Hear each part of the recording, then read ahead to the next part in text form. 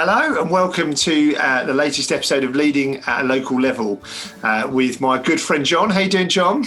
Good, thanks, Tim. Good to see you. How are you? Yeah, I'm very well, thanks. I see we have a special guest today, don't we, in our podcast. For those of you listening, you won't be able to see that John's cat is currently reclining in the background. So we're what's the name of the cat? I can't remember. This is Tig, and she's been very busy because there's one less blackbird in our garden this morning than there was yesterday. Well, happy cat. Happy cat, sad children. Absolutely. The other morning, our cat. There was a bit of a panic in our house because the cat had deposited a dead bird. Our cat had deposited a dead bird outside our bedroom door. So that was. I was woken at about 7 o'clock, and my first act of the day was to remove a dead bird from our house. So the joys of cat ownership, indeed. Oh dear. Birds. The natural cycle of life, indeed. Right. Good. So, John, we're going to do something a bit different, aren't we, over the next few sessions? We really wanted, and we've been asking you guys what you want us to talk about, and one of the themes that have come out consistently is mental health. The whole issue of mental health, how we respond to it, how as leaders we understand it. You know, it's a term that's been chucked around all over the place. And so we're going to do our best over a series of sessions to cover this. And we're going to try and do this.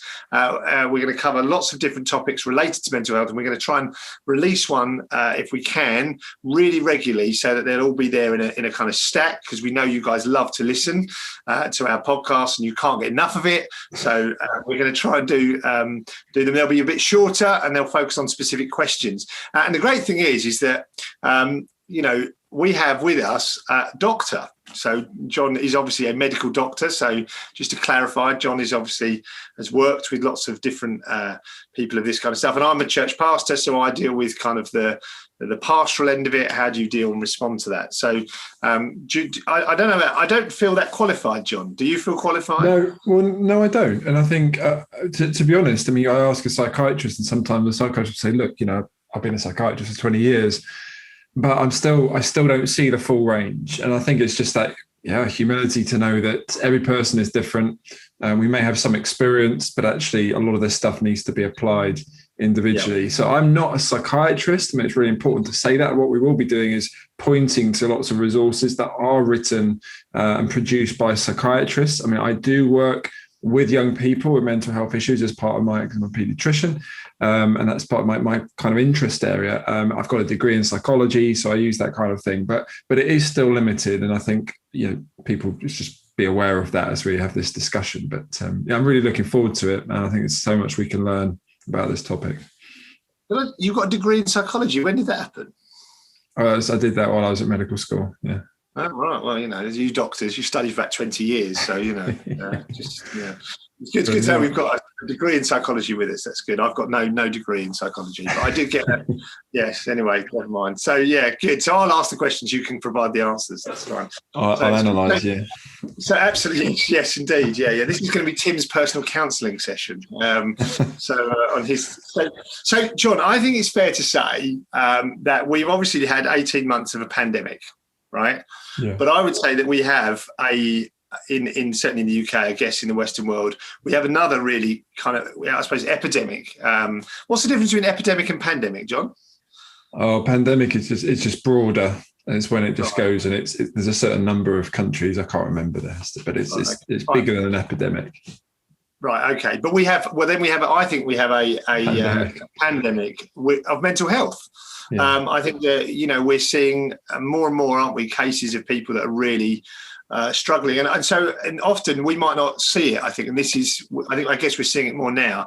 But you were telling me that there's some interesting statistics. So in a church, I've got, our church is about 100 people.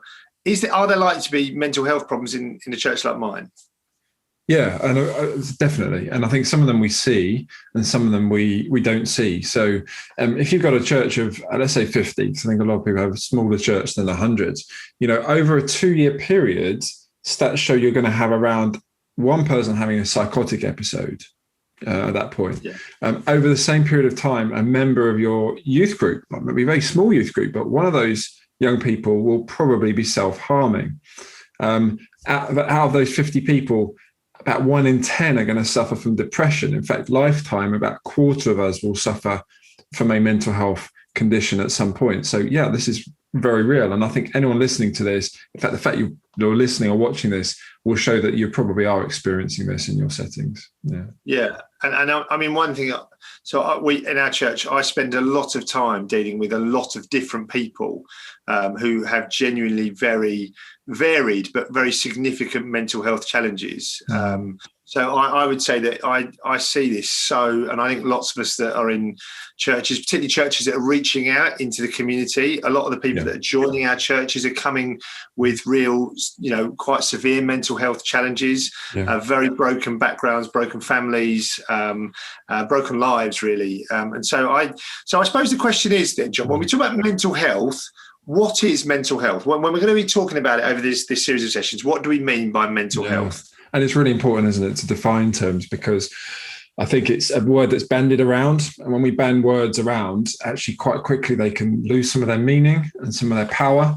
Some of us may be listening thinking I'm quite, just quite cynical about the whole thing, because you might think, well, people kind of using the term mental health in such a way, but I understand it differently. It might be somebody who suffered from clinical depression for 20 years, is kind of put into the same basket as somebody who's having a bit of a dip, and both have got mental health struggles, but they're both incredibly different. So again, it's a really varied term. We just always have to be careful when we use it. But effectively, it talks about being mentally healthy is a state when you are sort of well-being. So I think that's often a term we use. It's a well-being. It's a good state to be in. It's when you can cope with the normal stresses of everyday life. It's when you can actually work productively and contribute, to your community, to your family.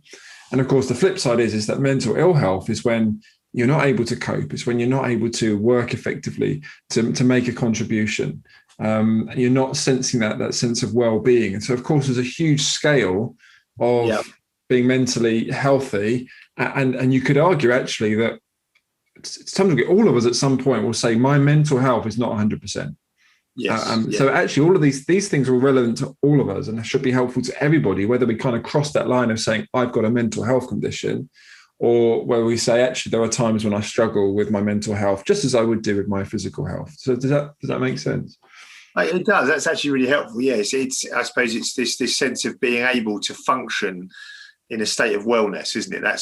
And so a lack of that is a lack of poor mental health, isn't it? I think it's important to just to say from the outset, I don't know if you feel this, but I think we need to be careful that we don't think that mental health is something that's being created by kind of, I don't know, people in the last 20 years, for example, because I know it wasn't a term that, for example, I would have heard when I was growing up in schools, whereas now they talk about it in primary schools, for example, about mental health. But I think it's fair to say, isn't it, that mental health has always been there. I just think what's happening is that people are recognizing more the impact of it, and etc. Yeah, absolutely. And I think the scene has changed hugely. And of course, back in the old days of the institutions, mental health is well recognized throughout. You just read literature over the centuries, and we'll come to some theology of mental health another time. But mental health is well recognized. There is a particular focus on it, I think, at the moment, and I think we've got to say there's a lot of good in that. And we'll also talk, I know, at some point about some of the pitfalls as to the negatives that can come from that. But it's very real, and we do need to respond to it. Yeah, it's absolutely. It's awesome. Yeah, and part of this series, I think, in terms of equipping, we want to equip you as leaders. That's what we're all about. We're about equipping leaders to strengthen the church. Yeah. But part of that is understanding, when we do need to challenge things that are not just mental health, and that's the flip side. Looking at the flip side, we're not just going to look at what is mental health, but when it isn't mental health, and when actually it's just about behaviour change that's needed. And it's really important to say that, look, mental health is real, and it's just as real as physical health. And we kind of accept the physical health thing because we can see it. We can say, so at the moment, I've got a dodgy foot. And I could show you my foot. It's not particularly pleasant to look at, even at the best of times. And you can see, look, John's foot is sore. Yeah, it's swollen. It's a bit black and blue, right? What have you done to your foot, John? Have you hurt your foot? Yeah, I've hurt my foot. I'm not going to show you on this. I'm not going to show you. I'll send you. I'll send a photo later. Just don't put it on the podcast. But just as our bodies can become unwell, look, our minds can become unwell as well. And that's really important. And I think sometimes the confusion is it diagnosable or is it not? Are you actually depressed, or are you just sort of low in mood? And as I say, most of us are never at 100%. So we all have periods of mental ill health. And the whole diagnostic thing, and it's the same with physical health and mental health, there is a diagnostic point that you might cross that line. And that's helpful just to kind of characterize something, to help people understand it, to help treat it. But actually, whether we diagnose it or not, there are periods of mental ill health. And so it's just good to keep that in mind, as well as mental health can be an impact of our physical stuff. So actually having a physical disorder like my foot, I could get quite low, and some people get quite depressed because of physical problems. But equally, sometimes people who have a mental health problem will then show up in physical symptoms. Like if you're really depressed, you may not sleep very much, or you may not eat, for example. So it can go both ways. So we're whole beings. We're whole, we're whole people, aren't we? And so I think that kind of leads me on to my next question, John. So what are the factors, I guess, the things that create mental ill health? So what would be the things that are likely to go wrong? Because I think it is, as you say, it is not just necessarily one factor, and as leaders that makes it complicated, because we want simple solutions, but it isn't always simple, is it? So I think you've listed in our notes, you've listed 5 areas. Do you want to just take us through and 2 of those? It's really important, and causes are really important. So if you're in medicine, if you get the diagnosis wrong, if you don't understand what the cause is, you'll get the treatment wrong.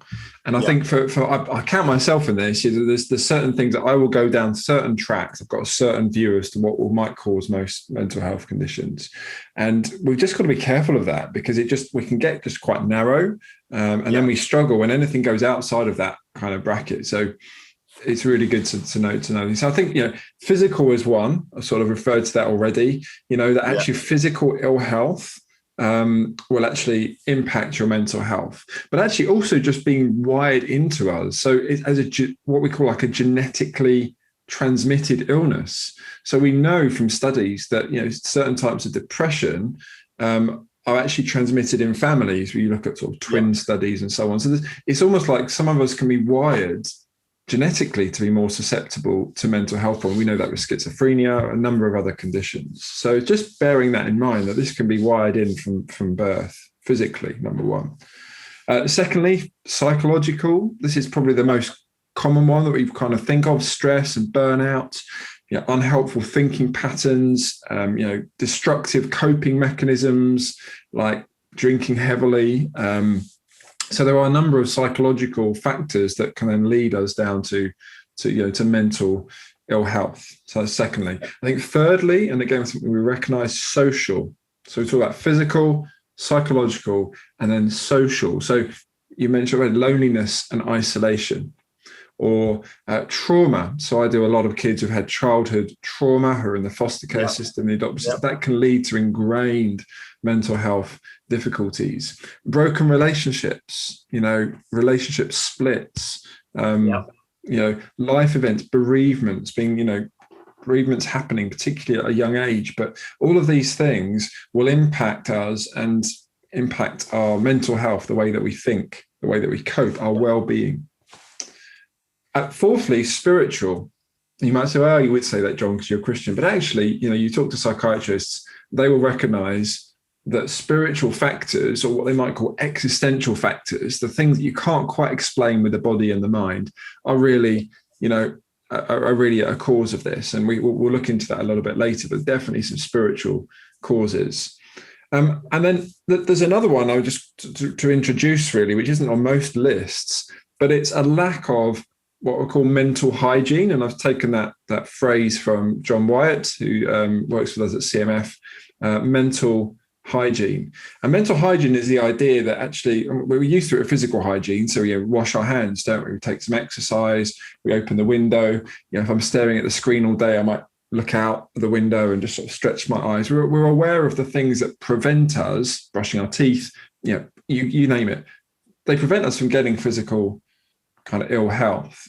But actually, if we neglect our mental hygiene, the things that we can do just day to day to help us, just function and in this state of well-being, we're going to push ourselves more towards having mental ill health.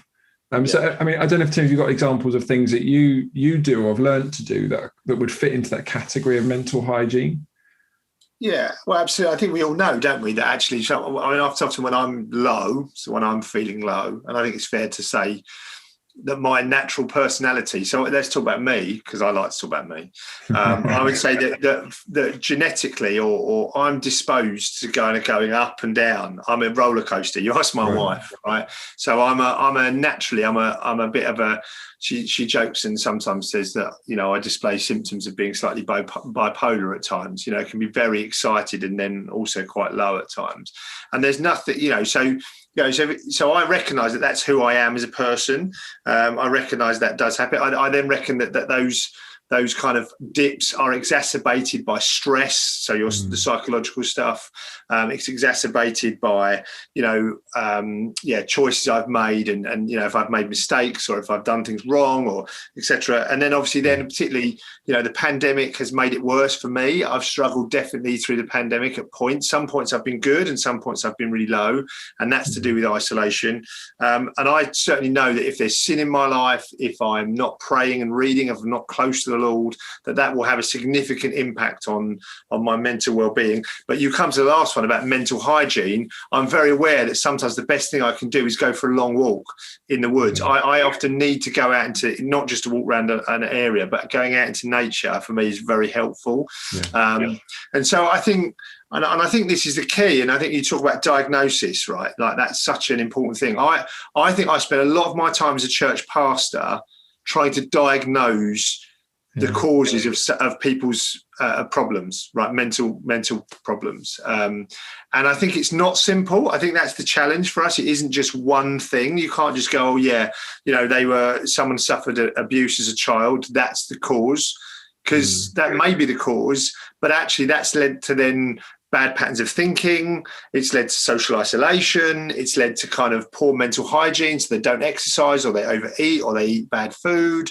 They spend a lot of time watching films that are unhelpful. And I don't know if you find that, John, but I'm increasingly aware that diagnosing the problem is really difficult. And actually we need to have multiple points of reference, which is what you're trying to come across, isn't it? Yeah, absolutely. And it's so important within the church, because if you send someone for counselling on the NHS, they might get their 6 sessions.